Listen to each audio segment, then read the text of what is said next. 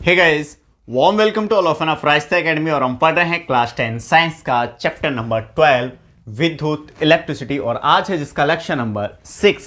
और आज के इस लेक्चर में हम पढ़ने वाले हैं प्रतिरोधों का संयोजन। तो प्रतिरोधों को हम दो प्रकार से संयोजित करेंगे इस क्लास में, ठीक है। श्रेणी क्रम संयोजन और समांतर क्रम संयोजन। अब श्रेणी क्रम संयोजन क्या है, समांतर क्रम संयोजन क्या है बेटा, इनको बहुत सिंपली वे में समझेंगे और बहुत ही आसान है।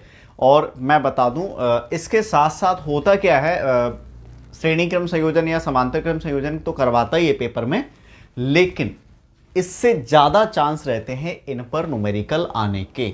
और जो न्यूमेरिकल आता है उसमें जो भी स्ट्रक्चर आएगा, परिपथ आएगा, हमें देगा न्यूमेरिकल में, उसमें श्रेणी और समांतर क्रम दोनों ही इंक्लूड होते हैं किसी किसी न्यूमेरिकल में। किसी में केवल श्रेणी क्रम पर ही आधारित होता है कोई न्यूमेरिकल, और कोई न्यूमेरिकल हमारा समांतर क्रम पे होता है। तो पहले समझते हैं श्रेणी क्रम क्या है, फिर समझेंगे समांतर क्रम, और फिर दोनों पे न्यूमेरिकल किस टाइप के बनेंगे वो भी हम समझेंगे, ठीक है बेटा। तो स्टार्ट करते हैं श्रेणी क्रम संयोजन। तो मैं कुछ प्रतिरोध ले लेता हूं, जैसे पहले हम लिख लेते हैं श्रेणी क्रम संयोजन, यानी जो रेजिस्टेंस हैं उनको हम सीरीज में एक दूसरे से अटैच करेंगे, यानी जोड़ेंगे। अब मेरे पास मान के चलिए ये है एक ये हो गया R1, इसका रेजिस्टेंस मैं दे देता हूं, यानी प्रतिरोध है इसका R1। और एक और मैं ले लेता हूं यहीं पे, ये आपका R2 और ये R3। तीन प्रतिरोध हैं, मेरे को तीनों को जोड़ना है। सबसे पहले मैं क्या करूंगा, इनको श्रेणी क्रम में जोड़ूंगा, ठीक। अब पहला, दूसरा, तीसरा, इसमें देखा है R1, R2 और R3। अब श्रेणी क्रम में क्या होता है बेटा, जैसे मेरे पास ये मार्कर हैं, ठीक। ये एक मार्कर मैंने रख दिया, दूसरा मार्कर मैंने रख दिया। अब ऐसे मान के चलो ये इस मार्कर का पहला सिरा है और ये दूसरा सिरा। अब देखो, मार्कर का पहला सिरा, दूसरा सिरा, फिर दूसरे सिरे से दूसरे मार्कर का पहला सिरा जुड़ रहा है। समझ आ रही है ना आपको बात। यानी हम ऐसे भी कह सकते हैं एक के बाद एक लगातार मार्कर इस तरह से क्रम में रखे हुए हैं। तो प्रतिरोधों का भी यही रहेगा बेटा, जोड़ने का क्रम। देखिए,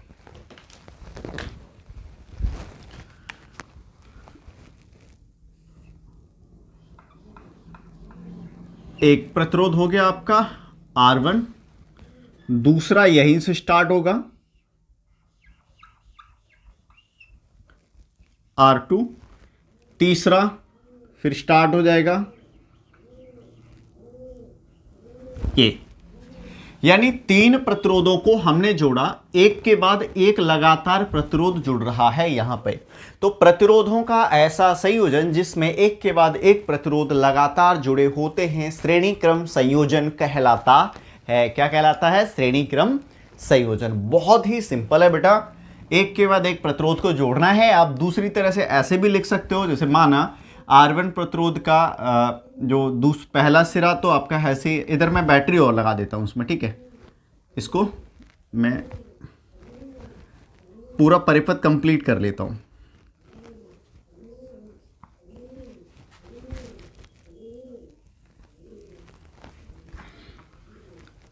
थोड़ा सा और ये हो गया, ठीक है।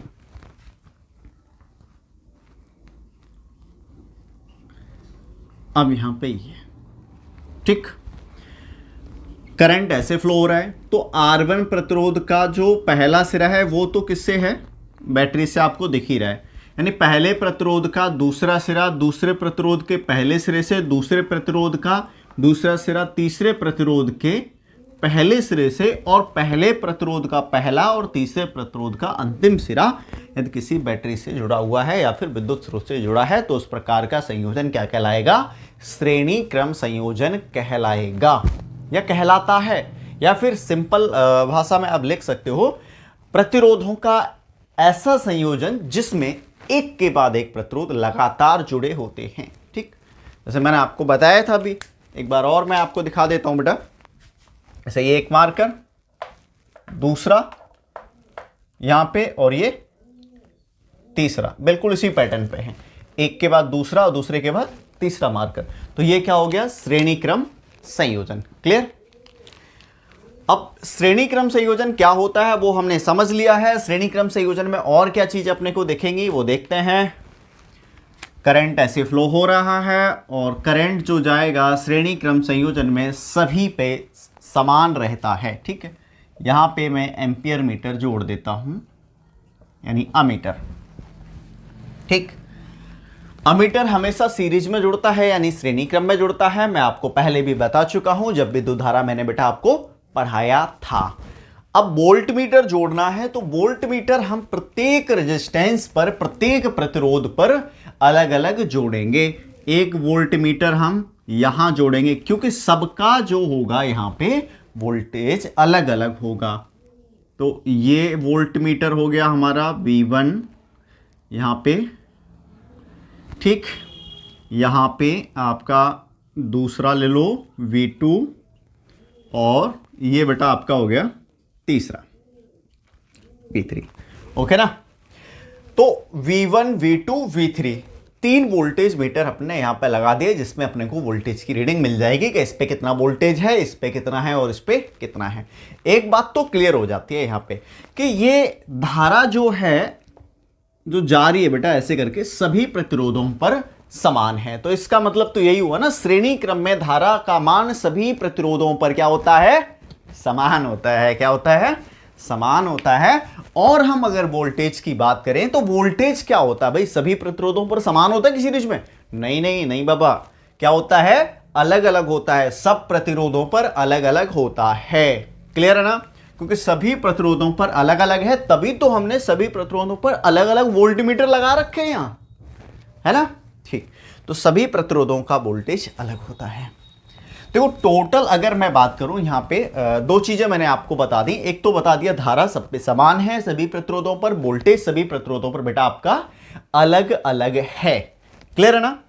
अब अगर मैं कहूं परिणामी वोल्टेज तो क्या होगा, परिणामी वोल्टेज, परिणामी वोल्टेज का मतलब है कुल वोल्टेज होगा V।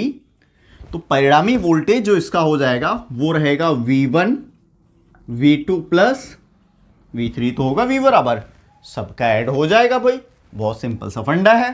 अब ओम के नियम से या बाय ओम्स लॉ, ओम के नियम से भाई, ओम का नियम क्या है, V बराबर क्या होता है, IR। तो V बराबर IR है, अतः नाउ V1 I R1, यानी यहां पे V1 जो होगा तो I R1। करंट तो आपका I जा रहा है ना सब पे, और यहां पे ये R1 है। तो V1 बराबर I R1, V2 बराबर I R2 और V3 बराबर I R3 आपका होगा बेटा। क्लियर। अब यही वैल्यू अगर हम इस इक्वेशन में रखें, इस समीकरण में रखते हैं तो क्या आएगा, देखो V की जगह क्या रखेंगे, V की जगह रखेंगे बेटा IR is equal to V1, V1 का हो जाएगा IR1 और V2 का IR2 और V3 का IR3। अपने को इसमें दिख रहा है कि यहां I कॉमन आ रहा है, ठीक है। तो I कॉमन ले लेते हैं बेटा, बहुत सिंपल सा ये ड्राइव है। 10th क्लास में पहली बार पढ़ते हैं तो अजीब लगता है लेकिन बहुत ही सिंपल है बेटा। I से आपका I कैंसिल हो जाएगा और R बराबर बचेगा R1 plus R2 plus R3। इसका मतलब यह है अगर सीरीज में यानी श्रेणी क्रम में कितने भी रेजिस्टेंस यानी प्रतिरोध आपके जुड़े हुए हैं एक के बाद एक, क्योंकि सीरीज में कितने, जो भी सीरीज में प्रतिरोध जुड़ते हैं वो एक के बाद एक जुड़ते हैं, ठीक है। तो उनका अलग अलग अपने को अगर रेजिस्टेंस यानी प्रतिरोध पता है तो उन सबको सिंपल तरीके से जोड़ देंगे एक साथ, तो अपने को कुल रेजिस्टेंस जो है सर्किट का मिल जाएगा, यानी पूरे परिपथ का मिल जाएगा। क्लियर बेटा? ठीक, तो यही है आपका। यहां पे ध्यान क्या देना था, श्रेणी क्रम संयोजन में धारा का मान समान रहता है सभी प्रतिरोधों पर, वोल्टेज सभी प्रतिरोधों पर अलग अलग रहता है। डेफिनेशन भी मैंने आपको बता दिया है। अब इस पे क्वेश्चन किस टाइप के बनते हैं वो एक थोड़ा सा देख लेते हैं, ठीक है। तो मैं इसको इरेज कर देता हूं, आप स्क्रीनशॉट लेना चाहें तो ले लीजिए फटाफट।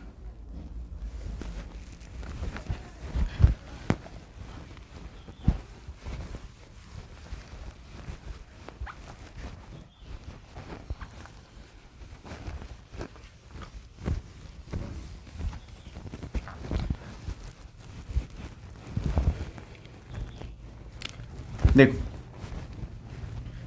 अपने पास कोई क्वेश्चन करने वाले हैं, इसका हम एग्जाम्पल के तौर पे देख लेते हैं।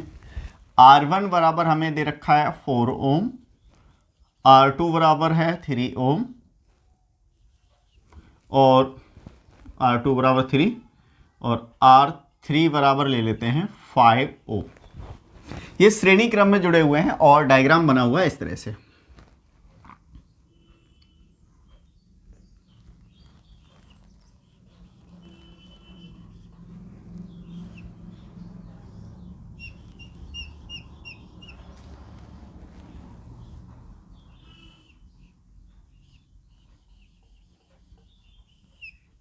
ये ए है और ये बी है, त्रिभुज के टाइप से है, लेकिन त्रिभुज ये है नहीं, ठीक, अलग अलग है। अब यहां पे R1 आपका हो गया 4, ये R1 है, ठीक है, और ये आपका R2 है, तो जो इसको अपन कहेंगे 3 ओम है ये, और R3 जो है बेटा आपका 5 ओम, ठीक। अब कुल रेजिस्टेंस ए और वी के बीच का जो प्रतिरोध होगा वो कितना होगा। सारे सीरीज क्रम है, देखो एक के बाद एक जुड़े हुए हैं, ठीक है, तो ये क्या है, सीरीज है यानी श्रेणी क्रम संयोजन है। अब इसको उसी की तरह करना चाहते हो तो इसको यहां पकड़ो, इसको यहां पकड़ो, ऐसे कर दो सीधा, सारे किसमें हो गए, सीरीज में हो गए ना, बहुत सिंपल है। तो R1 plus R2 plus R3 total हो जाएगा, R1 की वैल्यू 4, R2 की वैल्यू 3, R3 की वैल्यू 5, तो टोटल कितना हो गया, 5 3 8 4 12 ओम। ये आपका आंसर है बेटा, ठीक है।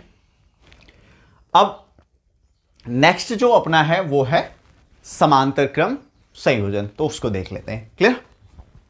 इससे रिलेटेड कोई डाउट है तो आप कमेंट बॉक्स में कमेंट कर सकते हैं। बाकी मैंने बता रखा है बेटा आपको, टेलीग्राम से आप जुड़ जाइए। अगर अभी तक नहीं जुड़े हो तो जो भी क्वेश्चन है आप वहाँ पे पूछिए, आपको वहाँ भी आपके आंसर, जो क्वेश्चंस होंगे उनके आंसर दिए जाएंगे, ठीक है। और टेलीग्राम चैनल में सारे नोट्स भी हैं, वीडियोस के लिंक भी हैं, और डिस्क्रिप्शन में टेलीग्राम चैनल का लिंक दे रखा है, नोट्स लिखा होगा, और उससे ऊपर एक और लिंक होगा जिसमें अब तक की वीडियोज की प्लेलिस्ट है, ठीक है, सारी वीडियोज हैं। तो अब नेक्स्ट हम सीखने वाले हैं कि समांतर क्रम संयोजन क्या है। समांतर क्रम, अच्छा इसको पार्श्व क्रम भी बोलते हैं बेटा,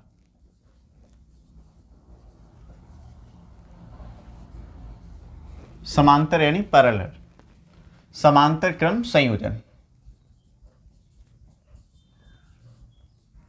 ठीक है। तो समांतर क्रम संयोजन में किस तरह से प्रतिरोधों को जोड़ा जाता है, ठीक। हमने उसमें कैसे जोड़ा था श्रेणी क्रम में, एक के बाद एक। इसमें थोड़ा अलग है बेटा, इसमें मैं पहले बना लेता हूँ ना, मान के चलो अपने पास वही 3 है, एक ये 2 3, R1 R2 R3, 3 रेजिस्टेंस है। कैसे जोड़ेंगे, तो बहुत सिंपल मेथड है भाई। तीनों को लो, जैसे ऐसे है ना, तीनों को लो ऐसे करके, और तीनों का ये वाला सिरा ऐसे करके समेट के ये वाला सिरा ऐसे करके एक से ही जोड़ दो। और मैं आपको दिखा देता हूं, जैसे एक प्रतिरोध हमारा ये है, दूसरा ये है, तीसरा ये है, ठीक। इनसे तार जोड़ा, इससे जोड़ा, ठीक है, इसको जोड़ा और इसको, तीनों आपस में मिला दिए, ये भी मिला दिए, ये भी। तो कुल मिला के तीनों प्रतिरोधों को हमने क्या किया, तीनों प्रतिरोधों के जो एक तरफ के सिरे थे वो किसी एक बिंदु से जोड़ दिए और दूसरी तरफ के सिरे किसी दूसरे बिंदु से जोड़ दिए, तीनों प्रतिरोधों के, ठीक है। ये हमारा R1 है, ये R2 है और ये R3 है। यहां पे हम तीन प्रतिरोध ले रहे हैं, तो तीनों प्रतिरोधों के जो एक तरफ के सिरे हैं, तीनों प्रतिरोधों के पहले सिरे किसी एक बिंदु से और दूसरे सिरे किसी एक बिंदु से अगर अपन जोड़ दें तो इस प्रकार का संयोजन क्या कहलाएगा, समांतर क्रम संयोजन कहलाएगा, ठीक है। या फिर प्रतिरोधों का एक ऐसा संयोजन जिसमें प्रतिरोधों के पहले सिरे को किसी एक बिंदु से और उसके अंतिम सिरे को, या फिर हम दूसरा सिरा भी कह सकते हैं, उसको दूसरे बिंदु से जोड़ा जाता है, क्या कहलाते हैं, समांतर क्रम संयोजन कहलाता है। क्लियर? मैंने अभी आपको बताया भी था, जैसे ये हम ले लें, ये तीनों मार्कर हैं, इन तीनों को ऐसे ले लें और तीनों से तार जोड़ के ऐसे एक तरफ कर दें और इधर का एक तरफ। श्रेणी में ऐसे कर रहे थे, समांतर में ऐसे करके, ठीक। अब आगे बढ़ते हैं, इसको कंप्लीट करते हैं। अब इसका भी अपन संपर्क किससे कर देते हैं, बैटरी से कर देते हैं, ठीक है।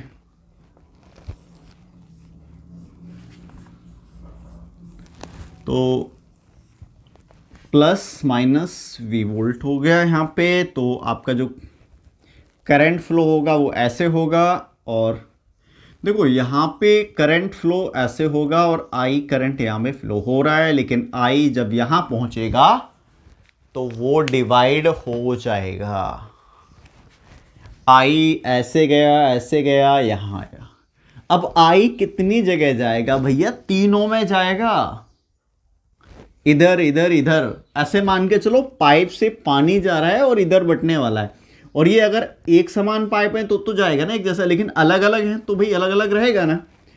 अब यहाँ पे I आपका इसमें भी जाएगा तो यहाँ बदल जाएगा, इसमें भी जाएगा तो वो रेजिस्टेंस के अकॉर्डिंग जाएगा, और यहाँ पे ये तो I1, I2 और I3, यानी प्रतिरोधों पर धारा का मान इसमें अलग अलग होने वाला है।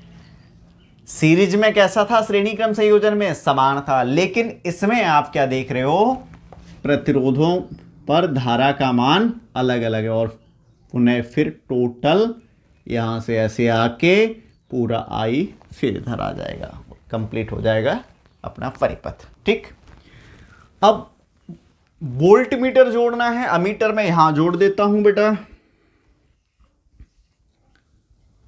वोल्ट मीटर जोड़ना है तो समांतर क्रम में जोड़ेंगे। अब समांतर तीनों प्रतिरोधों का तो यही है ना, ये पॉइंट, तो वही यहीं जोड़ेंगे। अब तीनों प्रतिरोधों के तारों से ही तो जुड़ रहा है ये, तो इसका मतलब तो यही हो गया ना, तीनों प्रतिरोधों पर वोल्टेज समान होंगे। तो ये पॉइंट आपको याद रखना है कि भैया समांतर क्रम संयोजन में धारा का मान सभी प्रतिरोधों पर अलग अलग और वोल्टेज जो है सेम रहता है, यानी विभव या विभवांतर आप कह लो समान होता है। क्लियर? अब अगर यहां से धारा I जा रही है, करंट I फ्लो हो रहा है इसमें, तो टोटल जो I होगा, या मैं कहूं परिणामी विद्युत धारा जो होगी वो कितनी होगी, वो देख लेते हैं हम। परिणामी विद्युत धारा I बराबर हो जाएगा I1 plus I2 plus I3। Clear? बिल्कुल उसी पैटर्न पे करना है। अब ओम के नियम से बेटा, ओम का नियम क्या है, आई बराबर क्या होता है भाई, आई बराबर होता है V अपॉन आर, V बराबर आई आर और आई बराबर होता है V अपॉन आर, ठीक है, I equal to V upon R. अब अगर आई बराबर V अपॉन आर है, I equal to V upon R है, तो आई वन इक्वल टू क्या हो जाएगा, V अपॉन आर वन, क्योंकि आर वन पर भी V है, R2 पर भी V है, R3 पर भी V है, ठीक, विभव समान है। और I2 इक्वल टू हो जाएगा आपका 2 और ये I3 equal to V upon R3। अब सभी जो वैल्यू है इनको अपन इस समीकरण में पुट कर दें, यानी रख देते हैं, तब देखते हैं भाई क्या आएगा। तो I की जगह अपन रखेंगे V अपॉन R3 बेटा, एक मिनट, V अपॉन R रखेंगे और I1 की जगह पे क्या रखेंगे अपन, V अपॉन R1 और I2 की जगह पे क्या रखेंगे, V अपॉन R2 और R3। क्लियर, आपको दिख रहा है कॉमन क्या आ रहा है, ऊपर V इधर V है, तो फटाफट कॉमन ले लीजिए, बचा 1 upon R1, 1 upon R2, 1 upon R3। तो V से V कैंसिल, 1 अपॉन R बराबर हो जाएगा बेटा 1 upon R1, 1 upon R2, 1 upon R3। भाई ये हो गया आपका आंसर। अब इसी फॉर्मूले से अपने को जितने भी समांतर क्रम के क्वेश्चन होंगे यही फॉर्मूला लगाएंगे और सॉल्व करेंगे। तो इसमें अगर आपको इश्यू है तो आप मेरे को बता दीजिए, नहीं तो अपन एक न्यूमेरिकल इस पे देख लेते हैं किस टाइप का बनेगा। क्लियर, तो इसका स्क्रीनशॉट ले लीजिए आप, बाकी मैं अरेंज कर देता हूं, न्यूमेरिकल अपन देख लेंगे फिर, ठीक।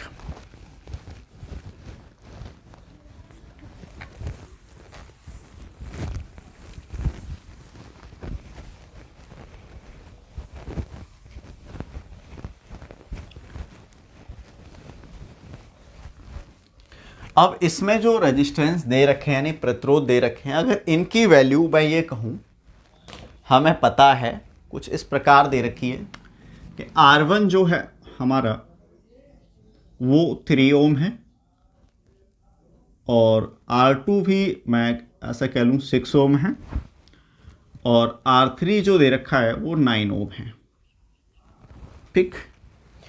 तो टोटल रेजिस्टेंस क्या होगा इसका, मतलब टोटल प्रतिरोध, तो हम कैसे निकालेंगे, 1 अपॉन R बराबर 1 upon R1, 1 upon R2, 1 upon R3, ठीक है।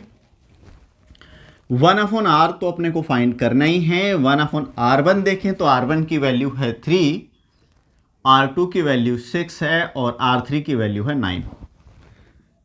एलसीएम लेंगे बेटा, एलसीएम लेंगे तो इन सब का एलसीएम जो आ जाएगा वो कितना आएगा, एलसीएम वो नंबर होता है, वो संख्या होती है जो भी अपने को नीचे ये नंबर दे रखे हैं उनमें एक ऐसी संख्या ढूंढनी इसका भी भाग चला जाए, इसका भी और इसका भी, ठीक है। तो क्या होगा भाई, 3, 6, 9 का एलसीएम सब में भाग चला जाए तो आपका देखो 18 हो जाएगा, क्योंकि 18 में 9 का भी जाता है, 6 का भी जाता है और 3 का, 18। 3 का भाग अगर 18 में जाएगा तो 6 बार जाता है और इसका 3 बार और इसका 2 बार। टोटल आप ऊपर वाला ऐड कर लीजिए, कितना होगा जोड़ के बताओ मेरे को, 6, 3, 9 और 2, 11 बटे 18। तो R बराबर हो जाएगा 18 बटे 11 ओम, ठीक। डिवाइड करके आगे की वैल्यू भी लिख सकते हैं, ठीक है। तो इस प्रकार से क्वेश्चन हमें आएंगे। अब यहाँ पे अगर ये विभव भी हमें पता है, वोल्टेज पता है, तो हम करंट का भी मान यहाँ पे निकाल सकते हैं, ठीक। अब इससे रिलेटेड आपके क्वेश्चन जो भी बनेंगे आपको करने हैं, प्रैक्टिस करनी है। मैं भी क्वेश्चन आंसर वाले सेशन में आपको काफ़ी सारे क्वेश्चन कराने वाला हूँ, ठीक है।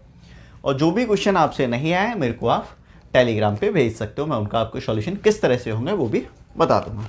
तो आप प्रैक्टिस करिए, क्वेश्चन आंसर सेशन से पहले ही करके देख लिए, जिससे कि मैं आपको क्वेश्चन आंसर सेशन जब लेके आऊं तो मैं आपको वो बता सकूं। क्लियर बेटा? ठीक, तो मिलते हैं नेक्स्ट वीडियो में, तब तक के लिए बाय बाय।